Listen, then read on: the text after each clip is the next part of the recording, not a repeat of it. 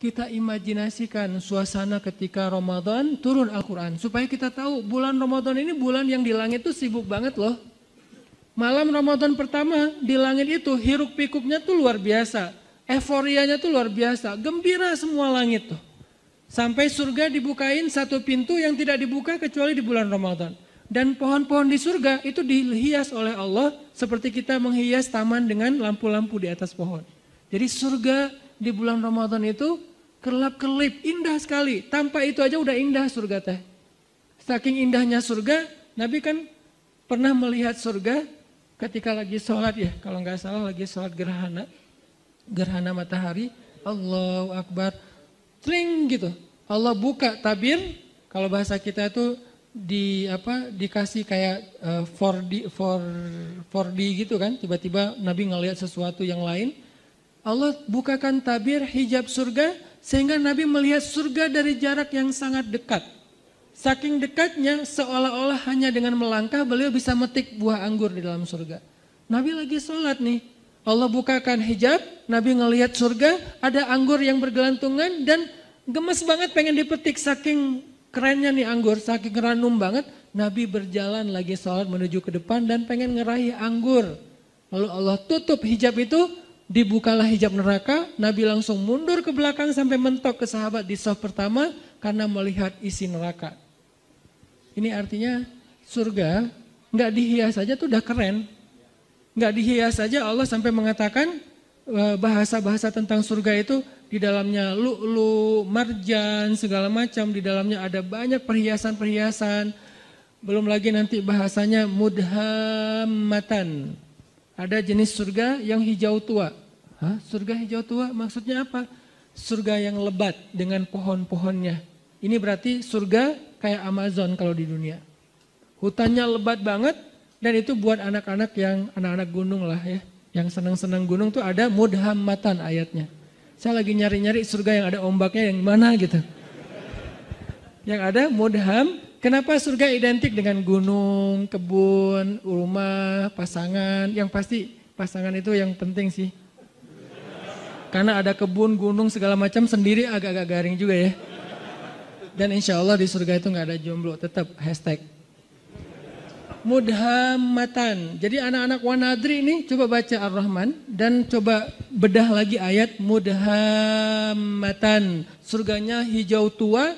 Kenapa hijau tua? Saking lebatnya hutan di dalam surga. Kayak gimana jenis pohon di dalam surga? Satu pohonnya kita berjalan di bawahnya 100 tahun itu belum keluar dari naungan dahan-dahannya. Kan di daerah Taman Sari gitu kan ada pohon-pohon yang kebun binatang yang gede banget ya melintasi jalan. Itu baru di dunia aja udah kayak gitu pohon, gimana di surga. Sehingga kalau kita berjalan di bawahnya 100 tahun naik onta nih 100 tahun belum keluar dari dahan atau naungan keteduhan satu pohon doang. Makanya disebut mudhammatan, hijau tua, lebat banget. Siapa yang ada di sana? Itu tempat spot buat berburu. Karena salah satu hobi nanti penghuni surga, terutama yang cowok-cowok berburu. Cewek-cewek nemenin cowoknya berburu. Berburu, kita udah, dan berburunya udah jago, bukan meleset-meleset wae ya. Jadi gak seru juga kan, meleset akhirnya stres, kenapa gak dapat buruan. Masa di surga stres gitu? Pastilah. Nanti kalau yang tadi main air pasti udah jadi tiba-tiba jadi kayak Kelly Slater gitu, tiba-tiba jadi main di barrel gitu, udah jago pro surfer gitu. Karena di sana tuh udah nggak ada lagi yang setengah-setengah, semuanya jadi pro. La khaufun alaihim wala nas. Gambaran emosional, perasaan manusia di dalam surga, la khaufun alaihim wala hum yahzanun. Nggak ada lagi rasa takut, khawatir, dan nggak ada lagi rasa kecewa atau sedih. Terus gambaran rumah di dalam surga, rumah yang tidak ada teriakan di dalamnya dan tidak ada ucapan-ucapan tercela. Itu rumah surga. Sakinah mawadahnya surga itu nggak ada teriakan, nggak ada ucapan tercela. Setiap hari yang kita dengar dari pasangan kita, kalimat yang indah. Pasangan kita nggak mungkin ngecewain kita di surga. Kalau di dunia kadang manyun, wajar lah ya. Kadang salah ngomong, wajar manusia. Tapi di surga nggak ada yang kayak gitu. Semuanya nikmat. Dan malam Ramadan surga yang indah itu Allah hias. Jadi kita bayangkan, kita imajinasikan. Kenapa Nabi ngomong sedetail ini? Supaya kita berimajinasi tentang keadaan Ramadan. Sampai yang saya pernah cerita, Nabi pernah Allah perlihatkan surga dalam mimpi kan? Dan mimpinya Nabi itu bagian dari mi'rajnya beliau, naik ke langit. Ngelihat sebuah istana yang indah.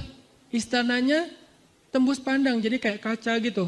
Kemudian di dalam istana, di sebelah istana itu ada seorang cewek lagi main ayunan. Terus Nabi nanya kepada Jibril, itu cewek itu siapa? Itu rumahnya rumah siapa? Rumah Umar. Langsung Nabi memalingkan wajahnya karena ternyata itu istrinya Umar. Ini menunjukkan bahwa surga itu real teman-teman. Dan sekarang udah ada. Surga itu bukan diciptakan nanti setelah kiamat. Enggak, surga itu salah satu di antara ciptaan-ciptaan Allah yang awal. Jadi awalun juga tuh surga, neraka, al-qalam yang kayak gitu-gitu tuh awalun loh, yang awal-awal diciptakan. Jadi surga sekarang udah ada, cuman beda dimensi sama kita. Kalau Allah berkehendak, kita hanya perlu waktu beberapa detik untuk sampai ke sana, kayak Nabi berisra dan mi'raj. Beda dimensi dengan kita. Jadi suasananya udah ada, nyanyian surganya udah ada, yang isi dari lirik nyanyiannya apa?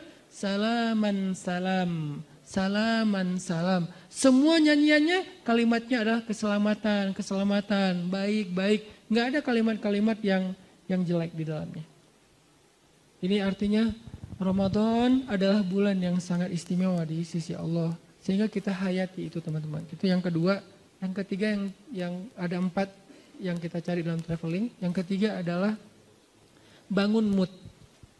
Karena kalau kita traveling gak ngejaga mood, itu biasanya juga tadi garing kan. Walaupun tempatnya keren, fasilitasnya bagus, itinerary-nya udah lengkap banget.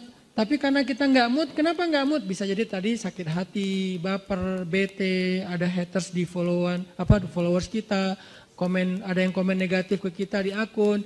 Sesuatu yang simple banget tapi bisa bikin mood kita hilang. Kan nggak nyaman lagi ya perjalanan. Kebayang gak sih kalau orang lagi umroh, lagi traveling suami istri, yang tadinya niatnya pengen honeymoon, tiba-tiba kayak ada sedikit keributan gitu. Di dalam hotel bertengkar, akhirnya yang satu tidur di lantai, di sofa, satu lagi tidur di kasur, atau pas keluar makan sarapan, keluar sendiri-sendiri, terus pas jalannya masing-masing sendiri-sendiri, nggak saling menyapa. Buat apa traveling kalau kayak gitu kan nggak nyaman banget nih. Kenapa bisa jadi gini? Karena moodnya hilang.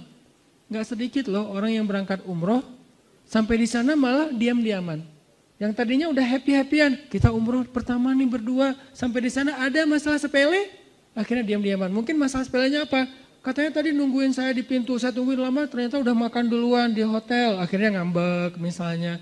Katanya mau apa, mau umroh apa, mau tawaf bareng, tapi kok kamu pergi duluan sama teman-teman, akhirnya ngambek. Bisa ada apa aja yang bisa bikin mood kita drop. Gitu juga Ramadan. Mood Ramadan sangat ditentuin dengan keadaan dalam hati kita. Gimana supaya hati kita selalu mood imannya baik buat ibadah-ibadah Ramadan? Banyak istighfar teman-teman. Karena yang bikin mood iman kita drop, dosa. Saya selalu ngulang-ulang kalimat dari ulama, min awwalil khair an tatrukasyar. Awal dari semua kebaikan itu tinggalin dosa. Salah satu cara ninggalin dosa, istighfar. Sehingga kalau kita membiasakan istighfar, insya Allah mood kita tuh naik lagi tuh. Istighfar tuh kayak charging. Jadi makin sering kita istighfar, makin naik persentase mood kita. Sehingga ketika puncaknya mood kita lagi ngejos banget, itu semua ibadah tuh ringan loh. Sholat 1 juz ringan, malah dianggap kok 1 juz sih, bukan 10 juz. Pas 10 juz kok 10 juz sih nggak khatam sekalian, wah ngeri nih. Sholat tahajud, udah dia taraweh plus tahajud lagi, walaupun ada mazahib lah ya. Dia tahajud lagi di rumah. Kalau tadi kenapa tahajud lagi? Soalnya tadi kan tarawehnya crowd, saya pengen tahajud berdua. Boleh nggak gandengan? Allah. Gak boleh, Rasul juga yang paling romantis gak gitu-gitu amat gitu kan ya. Oh ya udah deketan aja deh, jangan jauh-jauh tuh, deketan lagi. Kenapa sih harus deketan? Soalnya kalau kamu jauh hafalan saya suka lupa. Udah deketan tetap lupa. Jadi semangat banget gitu. pengen tahajud semangat, pengen ngasih makan orang berbuka semangat, tilawah semangat, apa aja lah pokoknya kebaikan-kebaikan karena moodnya lagi dapat istighfar. Dan yang terakhir yang keempat, ini juga penting teman-teman. Kita tuh traveling tuh akan bakal jadi fun dan enjoy banget kalau kita perginya dengan seorang teman, partner traveling yang sehobi sama kita. Itu bakalan enjoy banget. Misalnya yang seneng di air. Kebayang gak sih kita traveling ke laut sama teman kita yang takut hitam?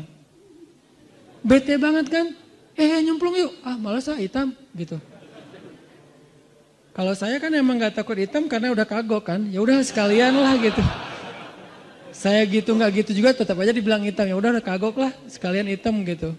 Walaupun tetap rempong pakai segala macam. Apa? Biar gak bertambah daripada nanti gak dibukain pintu sama istri. Soalnya gak kenal siapa sih ini.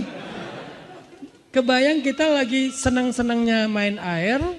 Pergi ke wisatanya ke laut. Tapi teman kita takut hitam. Atau teman kita gak senang air. Dia duduk aja di warung, minum es kelapa muda, makan ikan, segala macam. Kita sendiri yang garing. Karena saya pernah traveling di sebuah tempat, saya udah nyemplung, snorkeling gitu, free dive gak jelas gitu.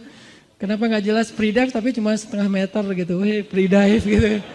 Karena khawatir kalau yang jurang-jurang di dalam laut. Pokoknya lagi free dive gitu, teman-teman pada selfie-an gitu.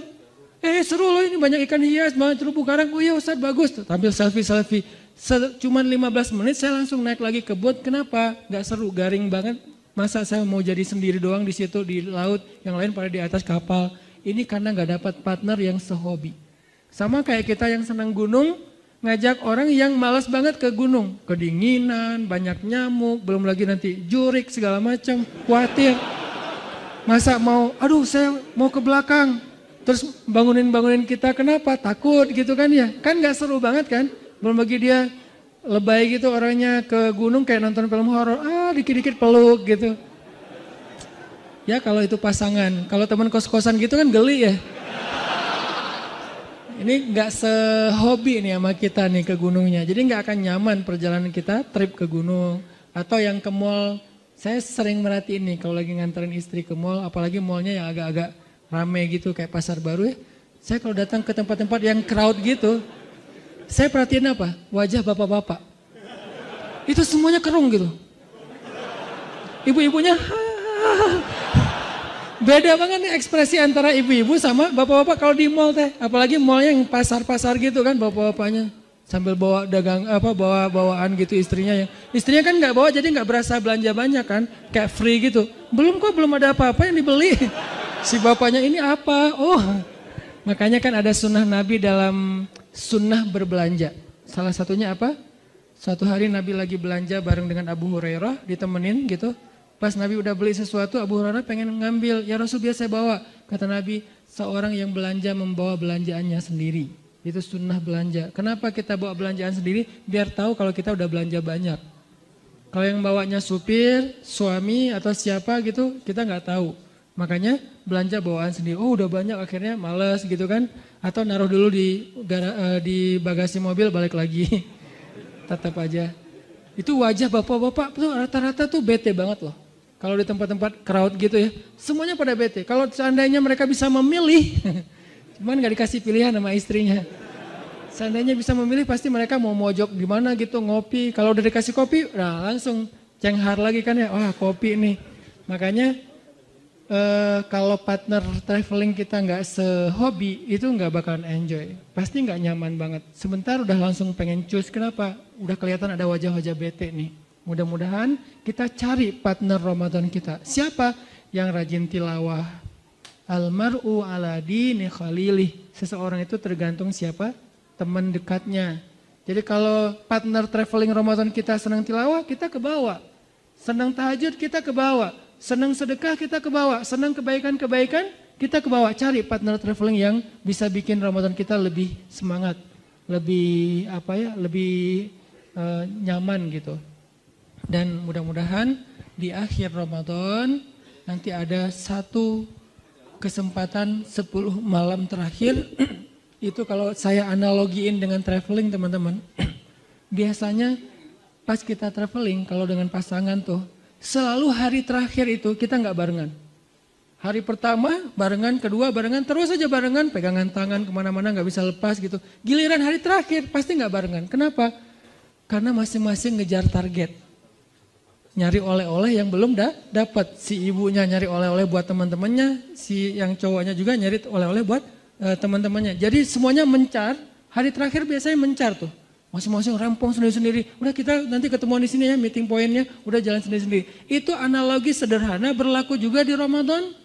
Hari terakhir yang tadinya kita barengan, berbuka puasa bareng, malam tahajud bareng. Begitu masuk asyarah min awakhir Ramadan, 10 terakhir bulan Ramadan, kayaknya kita harus berlakukan SOP traveling. Gak apa-apa deh, kali ini kita agak sendiri-sendiri. Itikaf sendiri-sendiri, maksudnya satu masjid tapi kan beda. Masa mau itikaf di sini mesra-mesraan kan agak aneh ya. Boleh sih mesra-mesraan, gimana? Nyisir rambut, misalnya, Mah bawa sisir enggak? Kenapa? Sunnah mah. Kan Aisyah nyisir rambut Nabi ketika lagi. Papa kan enggak punya rambut. Oh iya. Soalnya banyak mikir gitu. Jadi udah mulai sendiri-sendiri. Udah enggak buka puasa bareng lagi. Karena sibuk dengan itikaf. Masing-masing ngejar malam Lailatul Qadar. Dan itu penting banget, insya Allah nanti di malam-malam berikutnya akan dibahas. Mudah-mudahan tahun ini kita memperoleh Lailatul Qadar. Dan seandainya tahun ini adalah Ramadan terakhir kita, ya Allah jadikanlah Ramadan ini sebagai penggugur semua dosa-dosa kami. Jadikanlah Ramadan ini sebagai jalan buat kami ke surgamu ya Allah.